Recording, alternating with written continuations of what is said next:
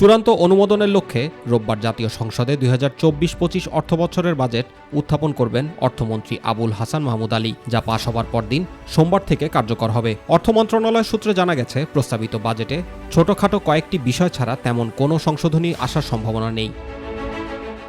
জানা গেছে, সংসদে প্রস্তাবিত বাজেট উত্থাপনের পর থেকে 15% কর দিয়ে কালো টাকা সাদা করার সুযোগ রাখার বিষয়টি নিয়ে সবচেয়ে বেশি আলোচনা হয়েছে। তবে চূড়ান্ত বাজেটে এ প্রস্তাবে কোনো পরিবর্তন আসছে না। এদিকে সংসদে প্রস্তাবিত বাজেট উত্থাপনের সময় অর্থমন্ত্রী আবুল হাসান মাহমুদ আলী সংসদ সদস্যের গাড়ি আমদানিতে শুল্ক আরোপের প্রস্তাব করেছিলেন। তবে আইনি জটিলতা ছাড়াও নানা কারণে শেষ পর্যন্ত প্রস্তাবটি বাস্তবায়ন নাও হতে পারে।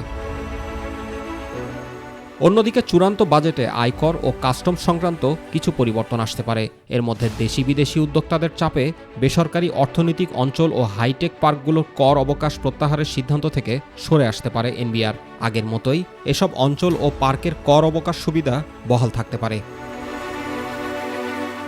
গত 6 জুন জাতীয় সংসদে 2024-2025 অর্থবছরের জন্য 7,97,000 কোটি টাকার প্রস্তাবিত বাজেট পেশ করেন অর্থমন্ত্রী আবুল হাসান মাহমুদ আলী। এটি স্বাধীন বাংলাদেশের 53তম বাজেট ও প্রধানমন্ত্রী শেখ হাসিনার নেতৃত্বাধীন সরকারের টানা চতুর্থ মেয়াদের প্রথম বাজেট। প্রস্তাবিত বাজেটে এনবিআরের লক্ষ্যমাত্রা ধরা হয়েছে 4,80,000 কোটি টাকা। এর মধ্যে বাজেট ঘাটতি 2,56,000 কোটি টাকা। অন্যদিকে বাজেটে বিদেশি ঋণের লক্ষ্যমাত্রা ধরা হয়েছে 1,27,200 কোটি টাকা। পাশাপাশি ব্যাংক থেকে ঋণের লক্ষ্যমাত্রা 1,37,500 কোটি টাকা এবং ঋণের সুদ পরিশোধের ব্যয় ধরা হয়েছে 1,13,500 কোটি টাকা।